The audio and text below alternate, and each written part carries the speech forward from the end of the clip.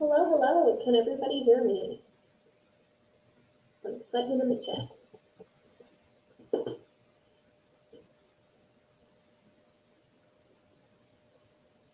Is my audio working? Because I've had issues before streaming. Okay, cool. Good. Hello, I hope you're all as excited as I am about what's going on here today. First things first, make sure to check in at the link I just put in chat. Earn guild points and all of that. Once you've done that, I'm also going to share the slides that are going to be on screen during this. If you have any questions throughout, of course, feel free to message in chat. I'll be monitoring that so I can answer questions there. So here's a copy of my slides. Feel free to make a copy for yourself.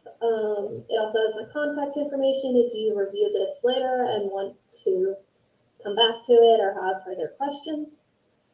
And with that, I'm going to go ahead and get started. So this is going to be an introduction on how to make a t-shirt quilt out of your hackathon swag shirts, something from maybe when you were in school or from other events. But there's going to be two different types that I'm going to go over how to make. One is a knotted type, which involves no sewing, and then there's another one that uses a sewing machine with a straight stitch. And on my workstation up on the left here, which I'll be also streaming so that we can do some demos of that part once we get to that point on the slides. As I said earlier, if you have any questions as we're going, feel free to message in chat and I'll pause and ask those or answer those asks. Okay, let's get started. So the two types that I'm going to go over today is the knotted and the sewing machine type. I prefer the sewing machine type personally. It's a lot cleaner in the way the edges are stitched together. You have a solid back, which is a lot nicer, so you can like actually use it as a blanket. The knotted type is more of a throw it out as a picnic blanket type of thing.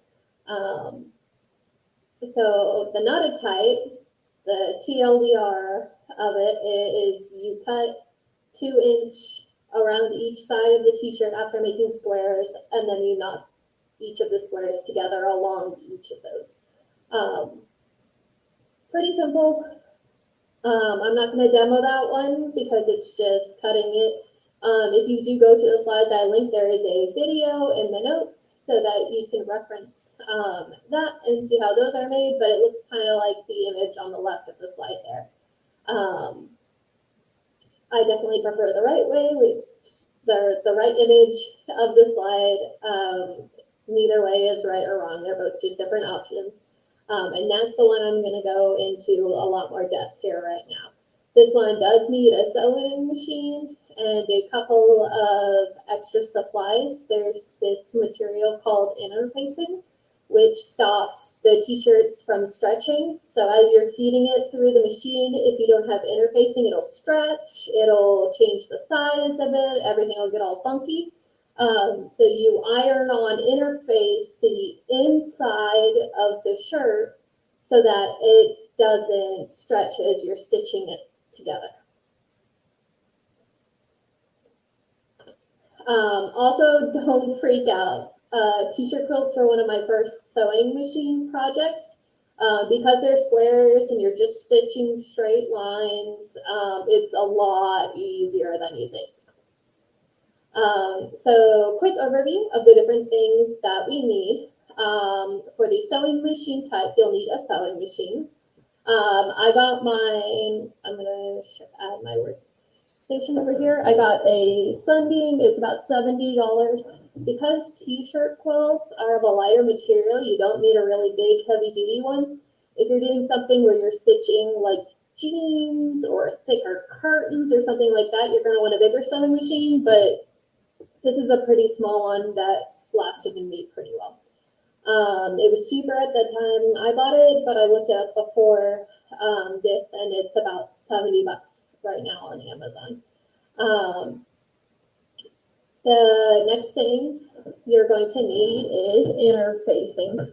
So that's this material right here. I buy it from Joann's. I just buy a bolt at a time because I really enjoy doing this. But you'll probably need around 20 yards for your quilt, depending on how big you end up making it and how much you end up using and how like efficiently or if you're wasting space on it. Joann's usually has a coupon deal, so I can get like 40% off as well. 40 to 50. Depends on if they're what sales they have going on. The next thing that we're going to need is an iron. I got a little baby one. It's smaller than most, but it works. My ironing board is also behind right here. We'll be using that as well. Using bigger ones is fine. It's just I like those because I control more of what's going on. Big ones, you'll be able to work faster because you won't have to move it around the board as much, but it's not a huge deal. Thread, I just grabbed a spool of all-purpose thread. I'll go over how to like connect it to the sewing machine and all in the demo stage. I tend to pick the thread color that matches the color of the shirts I'm working with the most. So I'm using black thread for the example what I'm doing today. If you look behind me on my bed, I have the t-shirts laid out. A majority of them are black, which is why I'm using that black thread. Your stitches won't show up on the interior of it, but they will along the edge. And I'll go more into detail on that later. I've also used white thread before. You can do rainbow if you want to be funky. Totally up to you. Next up, you're going to want your scissors. I don't even know what brand this is, Fiskars. They're specifically fabric scissors. It doesn't truly matter, but it'll make your life easier.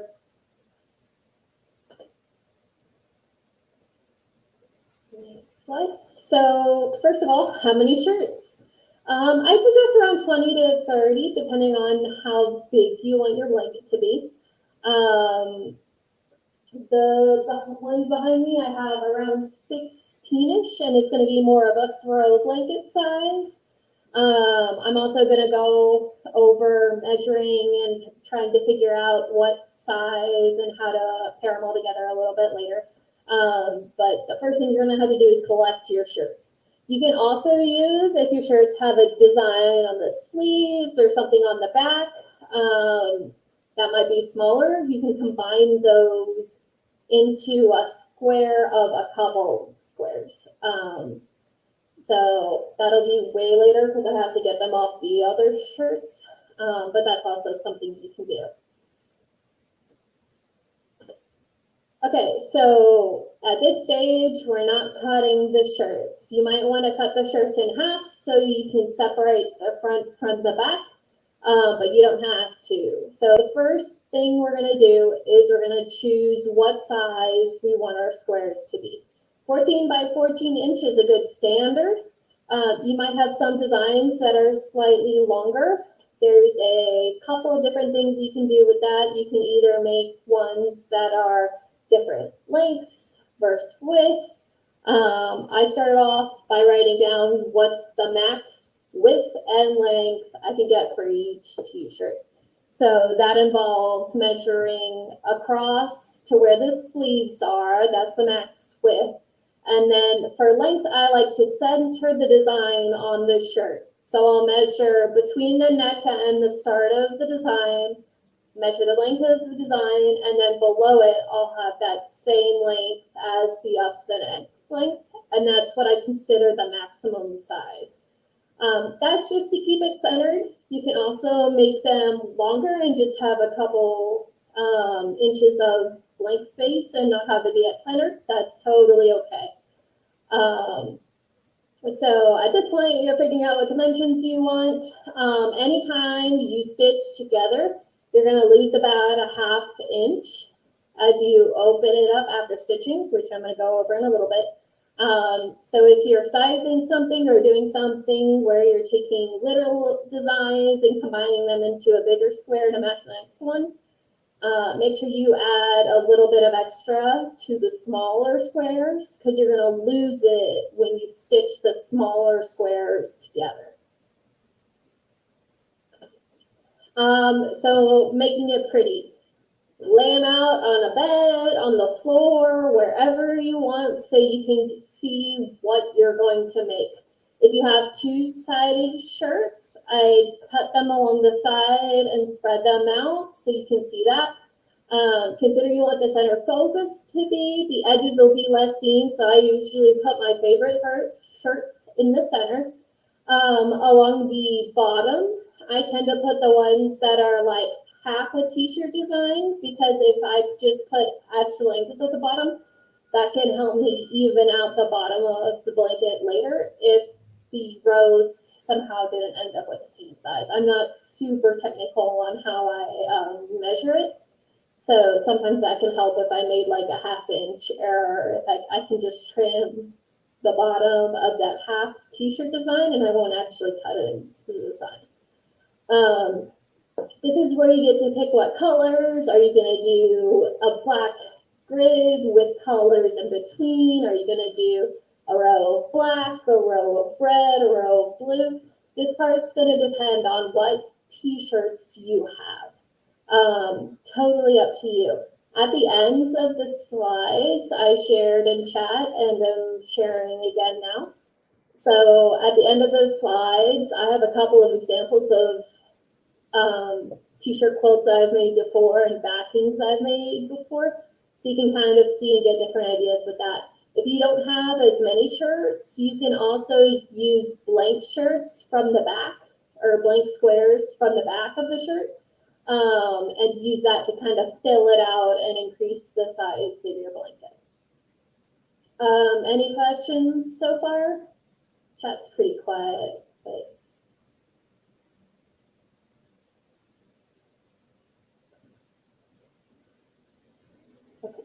to the next step. Next thing you're going to want to do is decide your backing type. So I've used the bottom part of a t-shirt. I've used a sheet, so it's kind of a 2-in-1.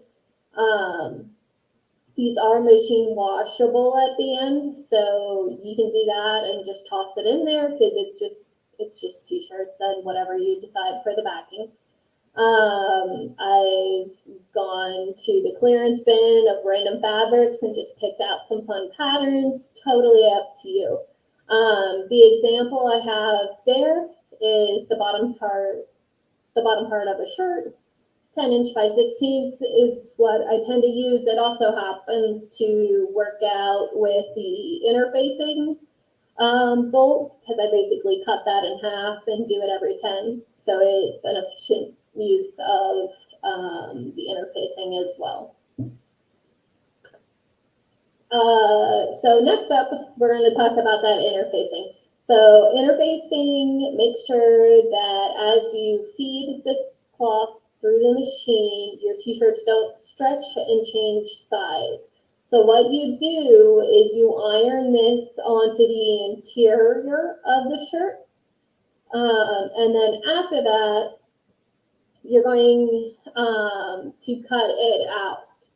So you're ironing this on before you cut out the designs of your shirt. I'll do a demo of that later, but that's why we're interfacing. And I have that set up over there to show in a little while. After interfacing is the actual showing. Again, I'll be doing this in a demo. I do it just using a straight stitch, and the way that kind of works is I have two, say the designs are on my palms. The designs will face each other, and then I'll stitch along one side, and then that side will stay together as you fold it open, and that stitch will not be visible. I'll also show that in the demo. You basically do that for all of the squares you have. After you've done a row, connect that to the next row, the same way where you're just folding in the design and stitching along the edge you want to connect. After that's done, you're going to stitch the front to the back. This one's a little bit different. You'll be folding over the edge slightly and then stitching over the top, so this stitch will be visible. Let's zoom in a little bit on what this looks like. I have cats, so apologies that the picture has cat hair in it. But if you see that middle line is where we fold out, so those stitches are not visible, but the edge is a fold in each of the edges and then stitch over it. I usually use a pin there to help me keep it straight and make sure that it's not shifting or unfolding as it's being stitched. The folded straight stitch that we then open the line across there, I usually don't have to pin that. It usually feeds it pretty straight. Okay, demo time. Does anybody have any questions before I go grab some shirts from the bed behind me and get started over on the workstation area? I'm going to let people type those in while I grab them.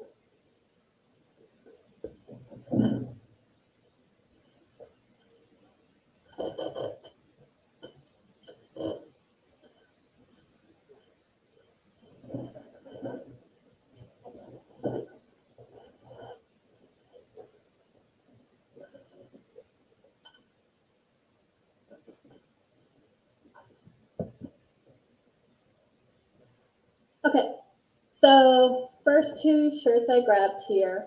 This one's the back of one that says volunteer. It's a bigger design. This one, I measured it out earlier. This is going to be a 16 across and 20 down. So let's do that one first. For when I am sizing up the interfacing, I get a piece of cardboard,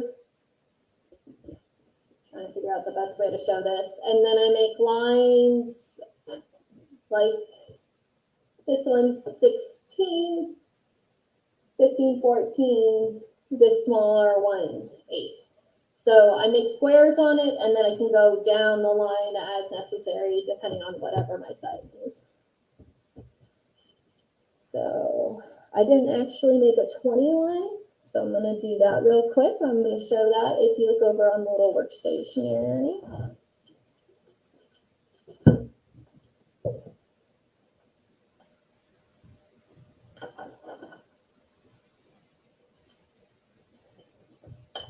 Looks like 20 is just long enough for the size of this board.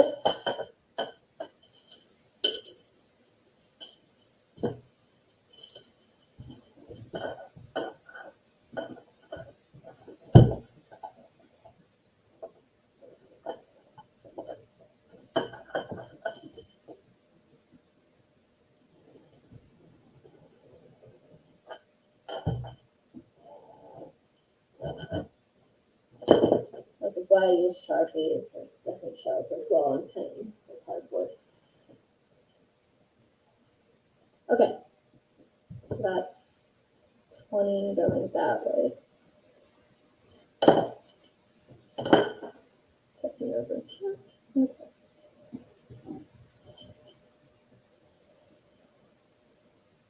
Oh, I didn't even have to measure that. This interfacing is actually 20 across, so I just need to do 16 this way. Easy peasy.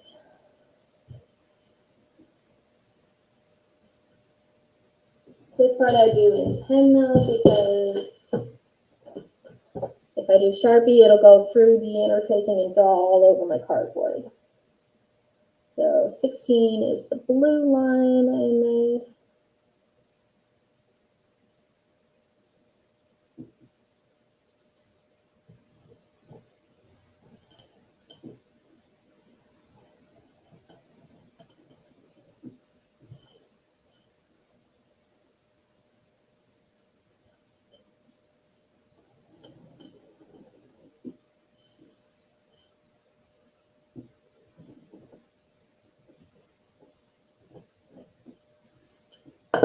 I'm not super picky on the links that I make here, but you can be if you want.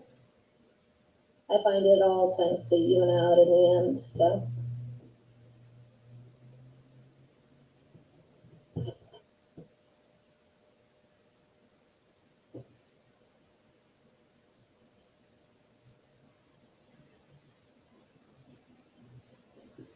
Okay, so that's my first piece of interfacing for that purple bluish shirt I put up earlier. So I'll be ironing that onto that. The second one I have here from the Tech Intern program, this design is 16 by 12.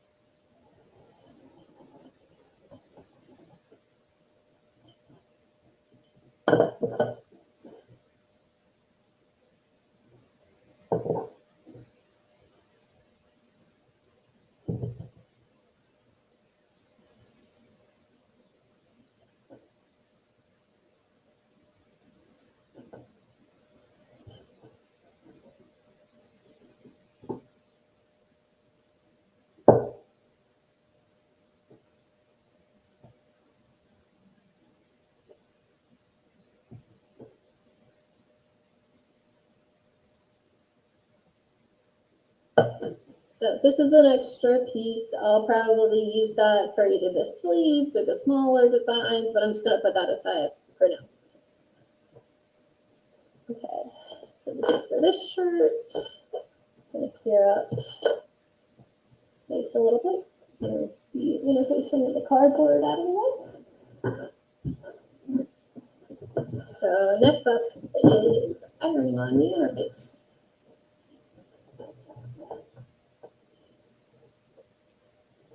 Oh yes, I can totally maximize the workspace instead of PowerPoint. I'm gonna. Okay, can y'all still hear me? Okay. Cool. You can see all of two. So I'm gonna start feeding up the iron. That's gonna take a minute or two.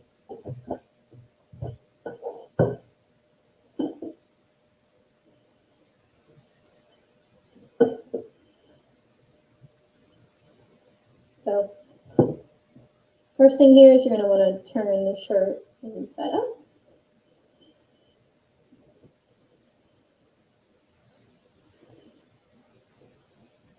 If you've cut your shirt in half, you'll be doing this on the inside of it.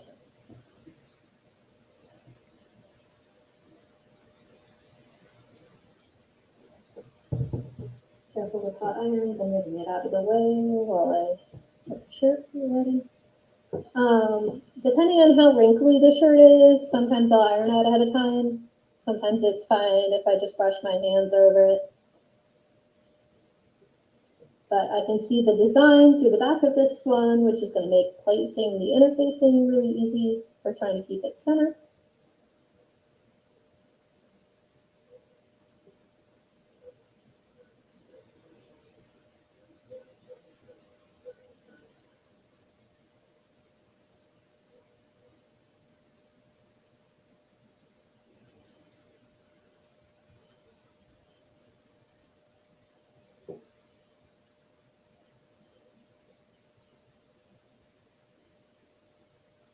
Okay, so now that I've kind of centered that on where I want it, and then, okay, that started to warm up. Make sure the bumpy side on your interface is down. That sounds kind of weird until you feel it, but there's definitely a side that has the adhesive or whatever it is that makes it stick when you iron it. You don't want to get that stuck to your iron.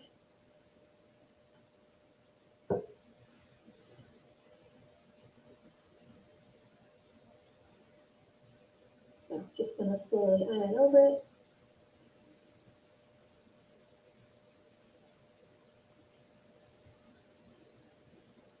I tend to take my time when doing this step. It's better to make sure that it's extra ironed on than too little and it's gonna peel right up. Frequently do it while like watching TV or a movie or something. It's just a chill thing I can kind of do while slowly making sure it's sticking to the shirt.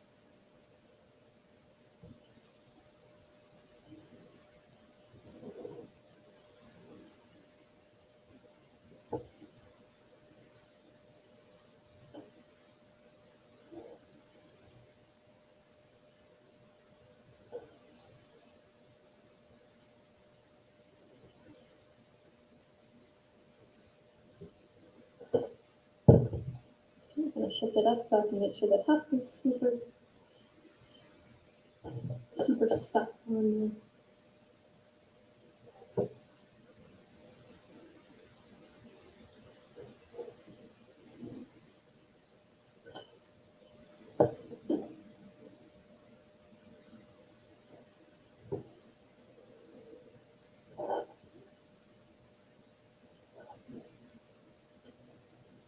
Do the occasional finger test and see if it comes up when I touch it.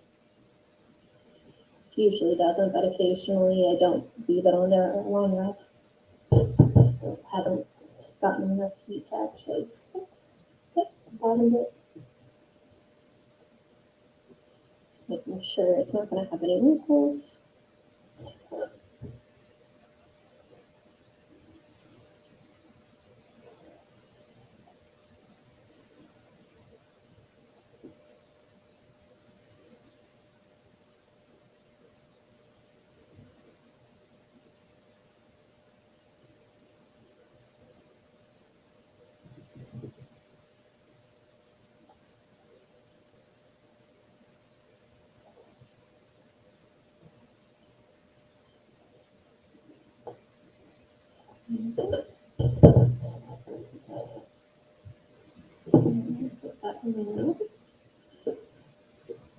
Depending on the iron you have, you might have to put water in it to make sure it doesn't burn anything. If you have a steam one, you want it to be low steam, but it, you don't want to actually burn the fabric. Okay, next shirt.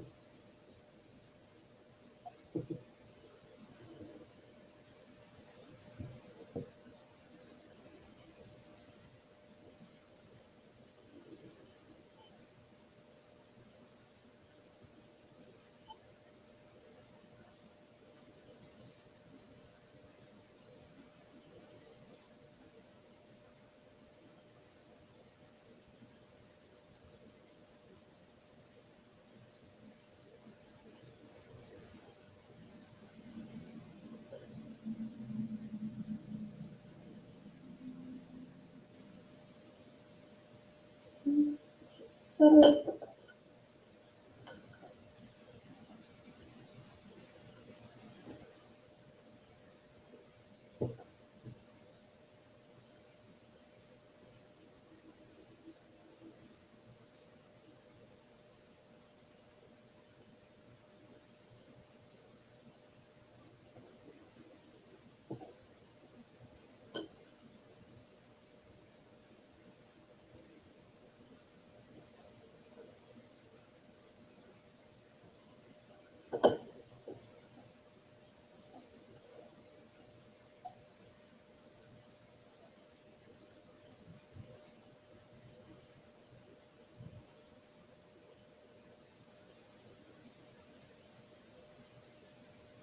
corners are usually the part that fight against me the most when I always like to double check those.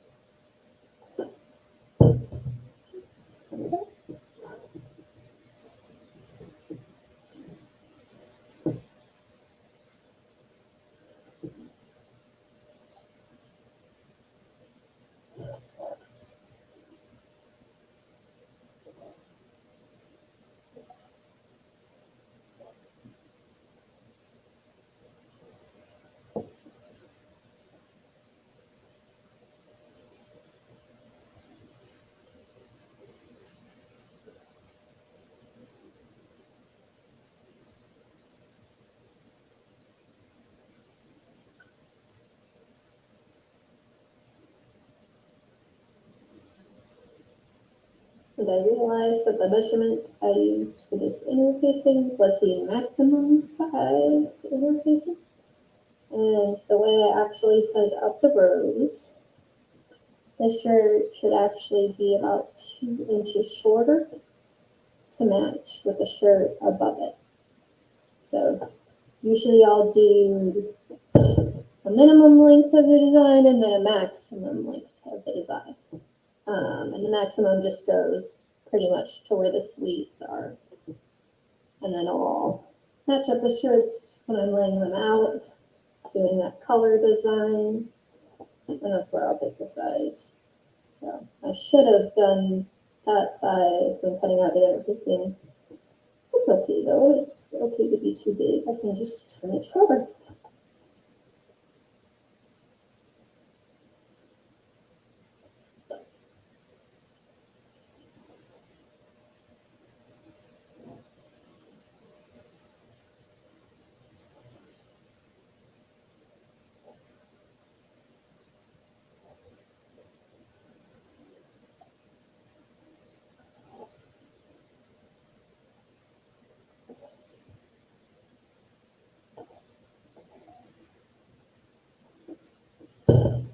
Okay.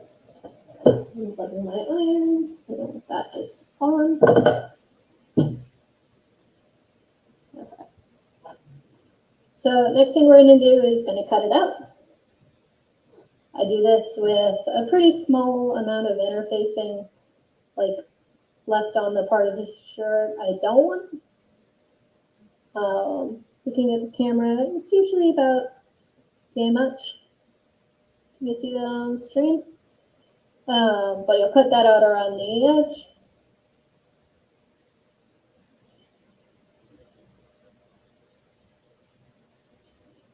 When you initially measure it, it's like each row is 14 inches and then 10 inches down, and then you use a little bit to the interfacing, you use a little bit to the stitches.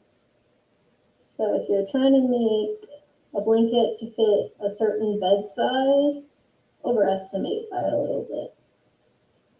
It's always better to have one that hangs slightly over than it's just slightly too short.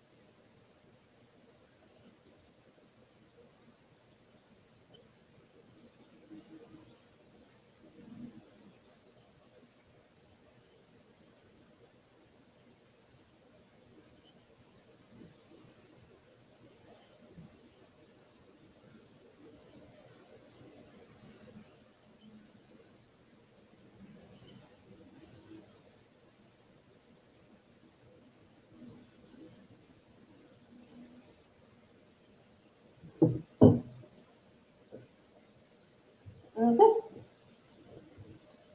So there's our first, it's not a square, it's a rectangle for the one I'm doing. But it has the design on it, it's an interface, so when I sew it, it won't stretch. In comparison, like,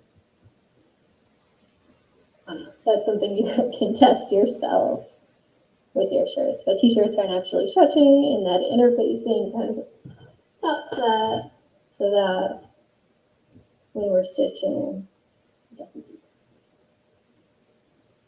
make everything all size.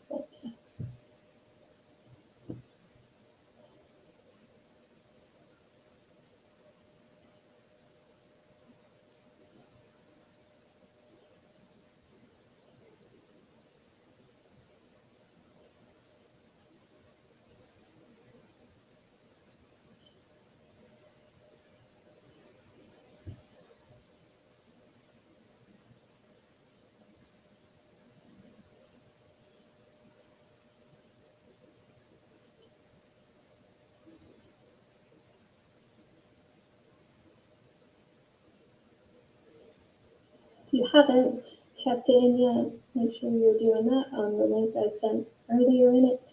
You can also find it on the schedule for Global Hack Week. Just a reminder to check in so you make sure you're getting the points.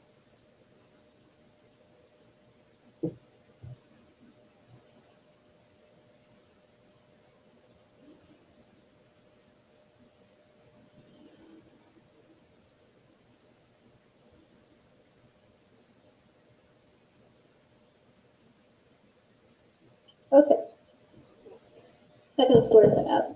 So what normally happens is that you cut up that original interface so that when you match up the edges, oh, these are the same.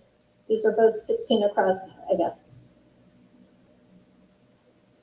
That works. Okay, so the way I had it laid out, let me always take a picture of the blanket before you pick up shirts so that you can see what design you planned.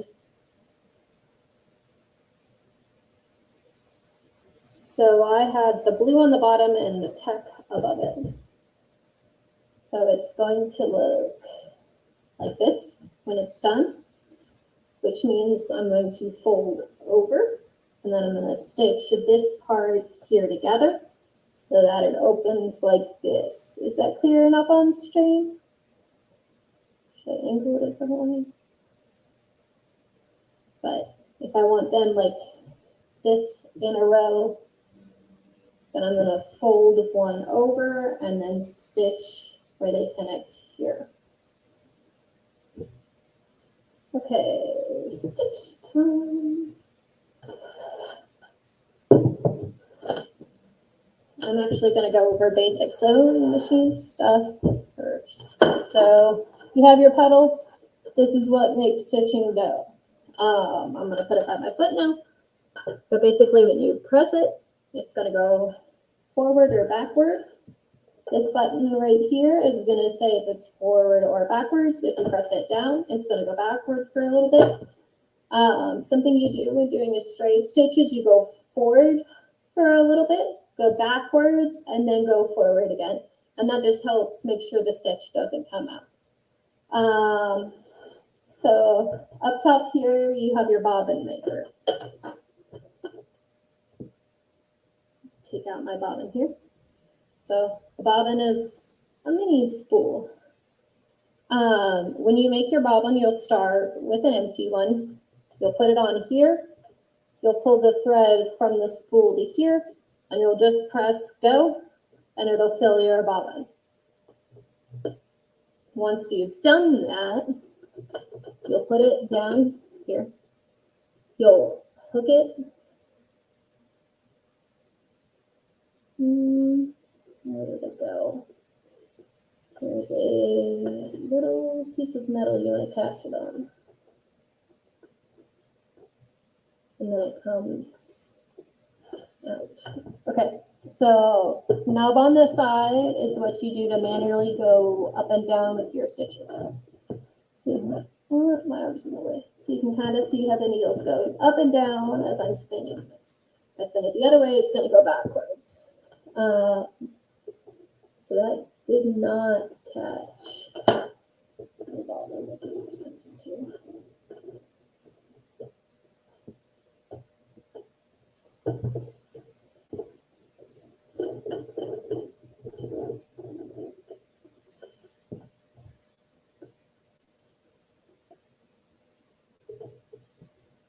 Oh, it didn't do it because I pulled my spool thread loose. Okay, so your spool thread from your main one is going to go over.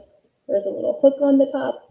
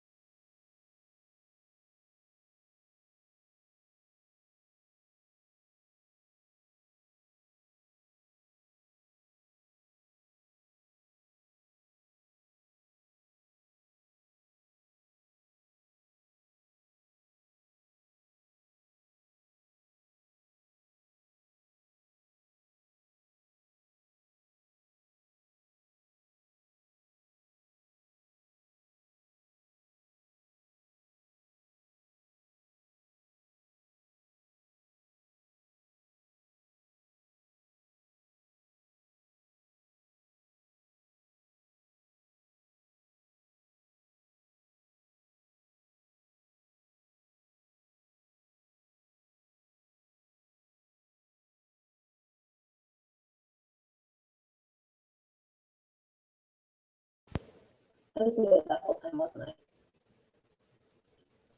Okay. Well, if you have any questions about what went on there, feel free to let me know. When I was pointing to this was going backwards. You leave extra length on the end so that you don't have to rethread it. I went through how I threaded it in the image. Usually your machine has images that show you what the path is supposed to be. The main part is you use this part on the right to move your needle up and down and get to there's a circle here and there's a circle on the top of your needle, and then you get through the bottom of the needle and pull it back. Easier than it looks. There's probably a million videos online if you have questions on how to thread your sewing machine, but you can also just hit me up, send me an email, and I can help out there. But yeah, that stitching together gave us this when we fold out. And we'll continue that for the entire row, stitch the rows together, and then we'll have the front. When stitching it to the back, what we're going to do instead is that we're going to fold each over a little bit. So we're going to fold it over about that much, about the stitch length. We're going to sew down that once we've put them together. This part I usually do pin. I'm not going to make the whole quilt on stream here, so I'm not going to show you how I do the edges at the end. But if you get to this point in yours and you have questions, let me know. It's also in the slide deck. I'm going to share again. If you have any questions about that, just let me know. Also, if you have not checked in yet, please check in here to make sure you get credit for that. But that's the beginning of your blanket. Any questions? Anything sewing specific people want to see?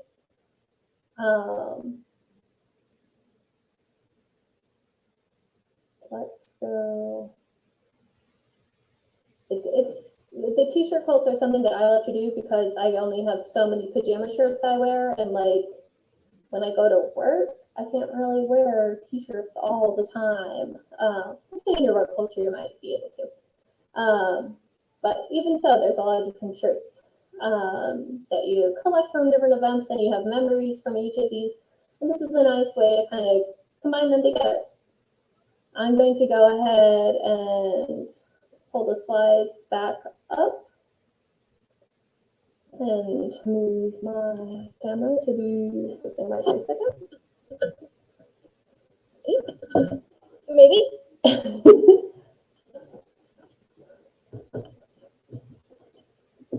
Okay.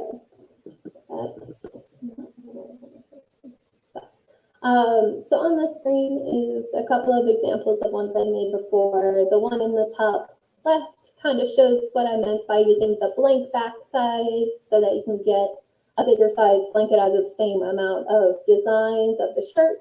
That's one I made for my sister.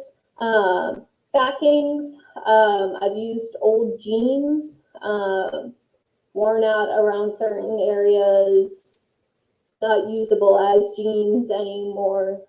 So I made them into a picnic blanket, just kind of reusing that fabric.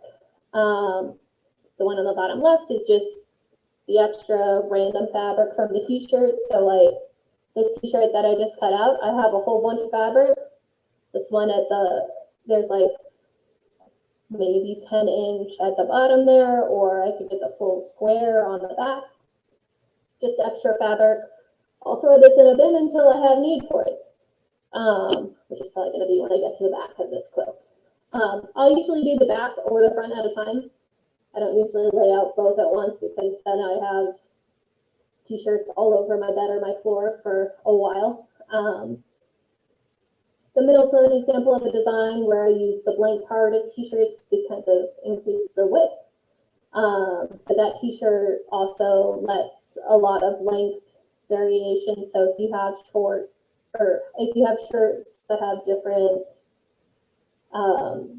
heights and you still have the design center, this kind of lets that happen.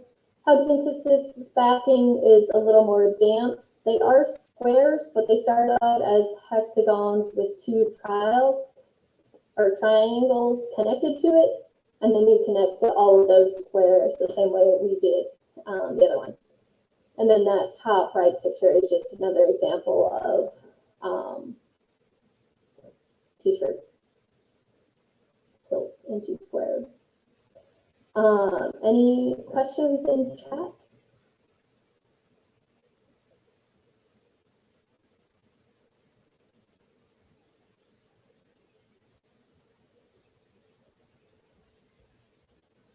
Okay, well, I just shared out the slides. That has my contact information. If anybody does have any questions or wants any tips, feel free to reach out to me. I can help you figure out what's going wrong. If there's something with your sewing machine up, I can probably help troubleshoot that too. It's usually just how to thread the needles, like the beginner walker. The straight stitch is super easy to go through. But yeah.